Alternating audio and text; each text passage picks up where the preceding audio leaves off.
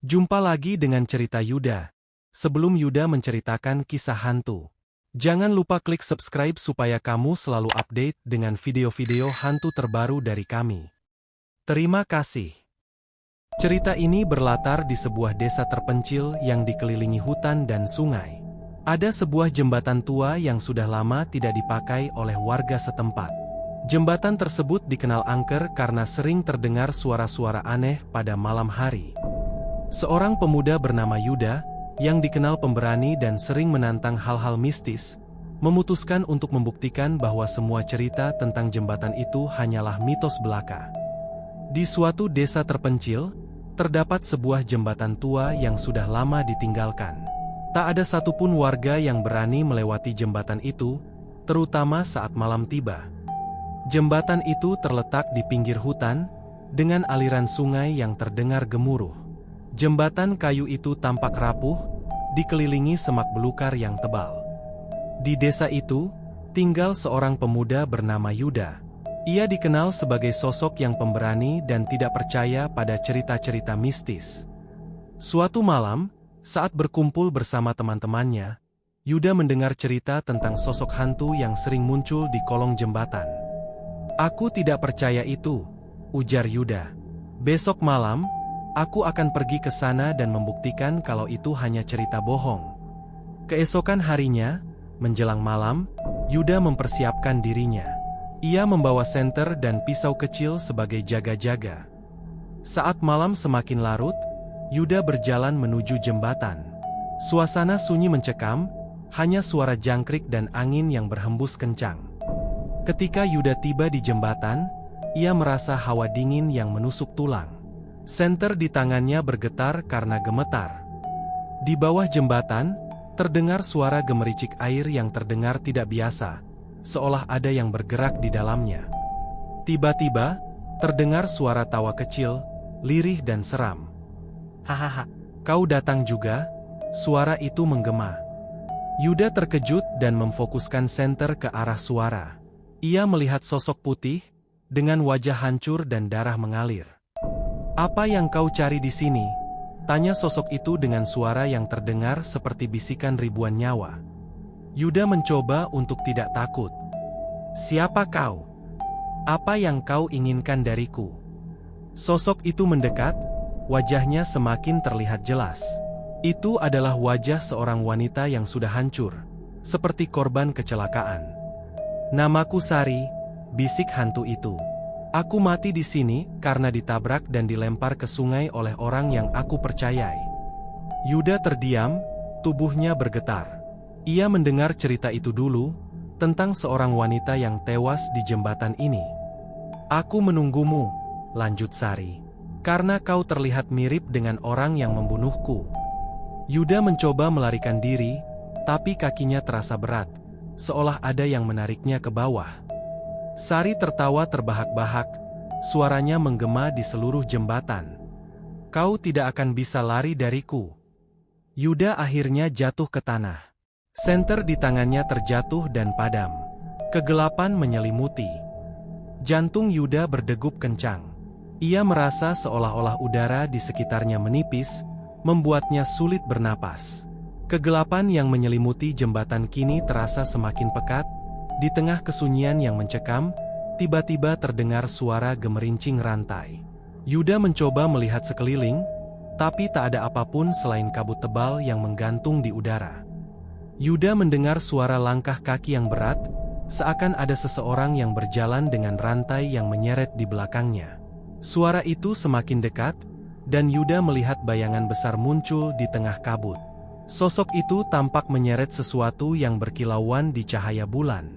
Mata Yuda terbelalak saat ia melihat lebih jelas. Itu adalah mayat yang digantung pada rantai besi, dengan kepala yang nyaris terlepas dari tubuhnya. Yuda mencoba berteriak, namun suaranya tak keluar.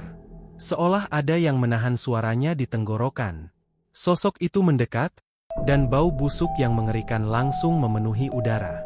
Bau bangkai yang lama membusuk, bercampur dengan aroma darah yang mengering.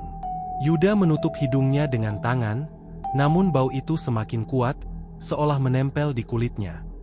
"Yuda!"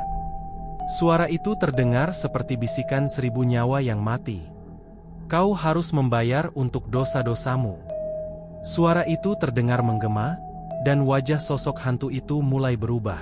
Kulitnya terkelupas, darah mengalir dari matanya yang kosong, sementara mulutnya mengeluarkan cairan hitam yang mengerikan.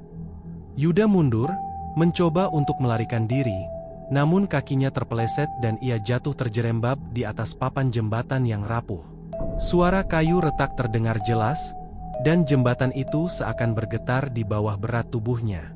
Di bawah jembatan, air sungai bergemuruh keras, seakan ada sesuatu yang besar sedang bergerak di dalamnya. Sosok hantu itu tertawa terbahak-bahak.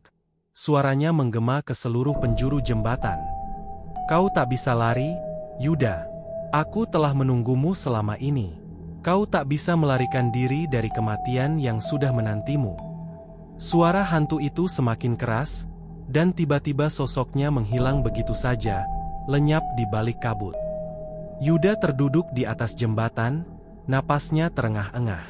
Ia merasa seperti baru saja lolos dari kematian. Namun, sebelum ia sempat bangkit, ia mendengar suara tangisan pelan. Suara itu terdengar begitu memilukan, seperti tangisan seorang wanita yang penuh kesedihan. Yuda menoleh, dan di ujung jembatan, ia melihat sosok perempuan berambut panjang, berdiri dengan punggung menghadap ke arahnya. Yuda mencoba memanggil, "Siapa kau? Apa yang kau inginkan dariku?" Namun sosok perempuan itu hanya diam, masih menangis dengan suara lirih yang membuat bulu kuduk Yuda berdiri. Perlahan, perempuan itu berbalik, memperlihatkan wajahnya yang hancur berlumuran darah, mata yang hilang, dan mulut yang terkoyak hingga ke pipi. Sosok perempuan itu berjalan mendekat. Setiap langkahnya meninggalkan jejak darah di atas jembatan. Yuda merasa tubuhnya semakin kaku, tak bisa bergerak, seolah ada kekuatan yang menahannya di tempat. "Kau harus merasakan apa yang kurasakan," kata hantu itu dengan suara parau. "Aku tak bisa pergi sebelum semua yang bersalah membayar dengan nyawa mereka." Yuda akhirnya bisa berteriak. Suara ketakutannya menggema di seluruh hutan. Ia berusaha bangkit dan berlari, namun sebelum ia sempat melangkah lebih jauh, ia merasakan cengkraman dingin di pergelangan kakinya. Tangan-tangan hitam muncul dari bawah papan jembatan, mencengkeram kaki Yuda dengan kuat. Yuda meronta, mencoba melepaskan diri dari cengkraman tangan-tangan hitam itu. Ia menendang sekuat tenaga, namun tangan-tangan itu semakin kuat mencengkeram, mencakar kulitnya hingga terasa perih. Tiba-tiba, terdengar suara perempuan yang menangis keras. Suara itu memekakan telinga, mengisi seluruh udara di sekitar jembatan. Yuda menutup telinganya, tetapi suara itu terus menggema di kepalanya, membuatnya merasa hampir gila. Di tengah jeritannya, Yuda mendengar suara berbisik lembut namun penuh rasa sakit. "Aku dulu sangat percaya padanya. Aku mengorbankan segalanya, tapi aku dikhianati." Suara itu terdengar seperti berasal dari banyak mulut, namun memiliki nada yang sama, penuh penyesalan dan dendam. Yuda mulai mengerti, ini adalah suara Sari, arwah yang tak tenang. Yuda berteriak, "Aku bukan orang yang membunuhmu. Aku bahkan tidak mengenalmu." Namun sosok Sari muncul kembali di hadapannya. Wajahnya kini lebih jelas, terlihat cantik sebelum berubah menjadi sosok yang penuh luka dan darah. "Kau mungkin bukan orang yang membunuhku, tapi kau mirip dengannya. Kau memiliki wajah yang sama seperti pria yang mengkhianatiku." Sari mendekat, tangannya yang dingin menyentuh wajah Yuda. "Aku dulu percaya bahwa dia akan melindungiku, tapi lihat apa yang dia lakukan padaku." Kilasan ingatan tentang malam kecelakaan itu muncul di kepala Yuda, seolah ia menjadi saksi mata kejadian mengerikan tersebut. Yuda melihat Sari dipukul oleh seorang pria, tubuhnya terjatuh ke sungai dengan darah mengalir dari kepalanya.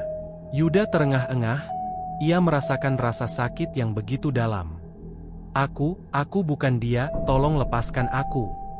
Namun Sari hanya tertawa pahit. "Kau mungkin tidak bersalah, tapi wajahmu mengingatkanku padanya, dan rasa sakit ini tak bisa pergi begitu saja." Sari kemudian berteriak, dan tiba-tiba, sungai di bawah jembatan bergolak dengan hebat. Yuda melihat bayangan di dalam air, bayangan mayat-mayat yang mengambang, tangan-tangan mereka terulur ke permukaan, seolah mencoba meraih dan menariknya ke dalam. Air sungai berubah menjadi merah darah, bau amis memenuhi udara. Yuda hampir muntah karena bau busuk itu. Sari menatap Yuda dengan mata yang penuh kebencian. Aku sudah menunggu bertahun-tahun, menunggu seseorang yang mirip dengannya, agar rasa sakit ini bisa kuakhiri. Kau harus membayar atas apa yang dia lakukan padaku. Tiba-tiba, tubuh Yuda terasa ditarik ke arah sungai, seolah ada kekuatan tak kasat mata yang menariknya.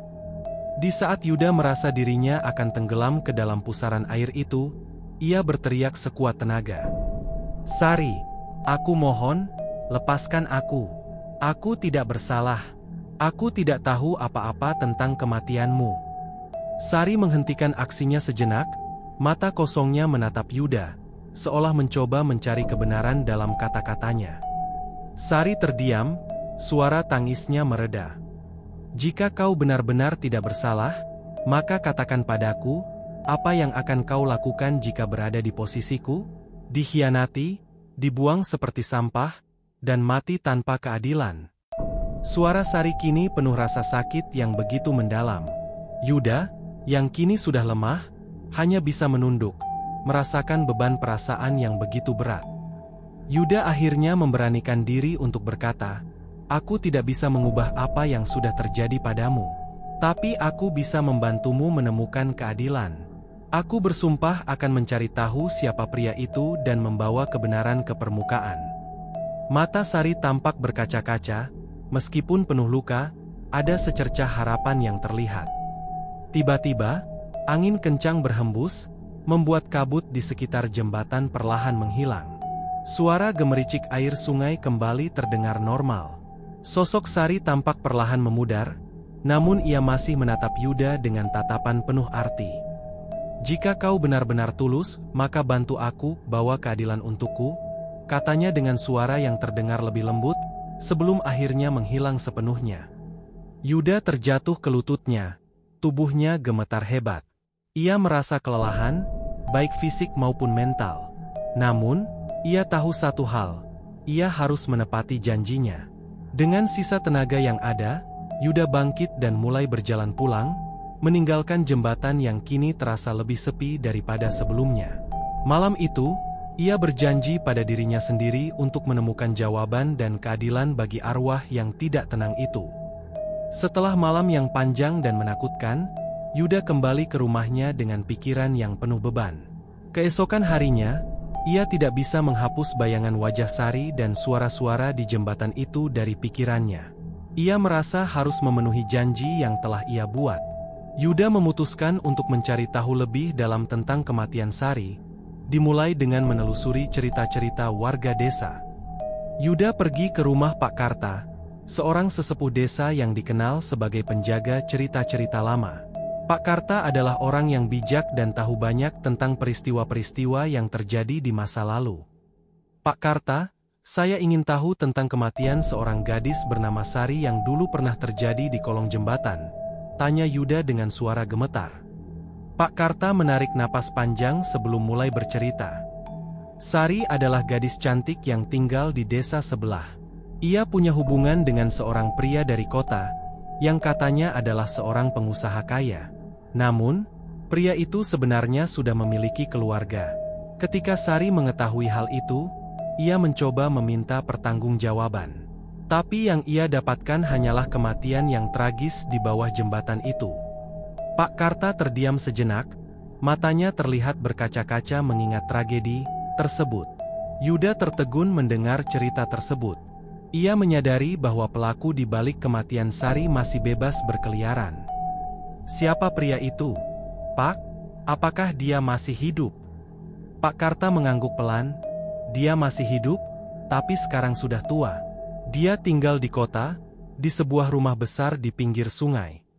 Dengan informasi itu, Yuda memutuskan untuk pergi ke kota, menuju rumah pria yang disebutkan oleh Pak Karta. Perjalanan itu penuh dengan ketegangan dan rasa takut, Namun Yuda tahu ini adalah satu-satunya cara untuk menepati janjinya pada Sari. Saat tiba di rumah besar yang dimaksud, ia melihat pria tua duduk di kursi roda, dikelilingi oleh pelayan.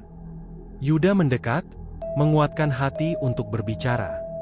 "Aku tahu apa yang kau lakukan pada Sari," ucap Yuda dengan nada penuh kemarahan. Pria tua itu terkejut, matanya yang sudah redup tiba-tiba membelalak. "Bagaimana kau tahu tentang itu?" teriaknya.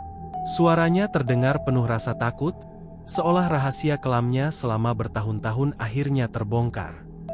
Yuda menceritakan kejadian di jembatan, bagaimana ia bertemu dengan arwah Sari, dan bagaimana hantu itu meminta keadilan. Pria tua itu mulai menangis, tubuhnya gemetar hebat. "Aku tidak berniat membunuhnya. Itu adalah kecelakaan, aku takut skandal ini akan menghancurkan hidupku," katanya dengan isak tangis yang penuh penyesalan. Namun, Yuda tahu bahwa permintaan maaf itu sudah terlambat. Tiba-tiba, angin dingin bertiup, dan Yuda merasakan kehadiran Sari di sampingnya. Suara lirih terdengar di telinganya, "Terima kasih, Yuda, kau telah menepati janjimu." Perlahan-lahan, bayangan Sari muncul di belakang pria tua itu, menatapnya dengan tatapan sedih namun lega. Pria tua itu menjerit ketakutan, sebelum akhirnya jatuh pingsan di kursi rodanya. Yuda menatap sosok Sari yang perlahan memudar, ia tersenyum sebelum akhirnya menghilang selamanya. Yuda berdiri di sana, terdiam. Ia merasa beban berat yang selama ini menghantuinya perlahan menghilang. Ia menatap ke arah sungai, menyadari bahwa arwah Sari kini telah tenang.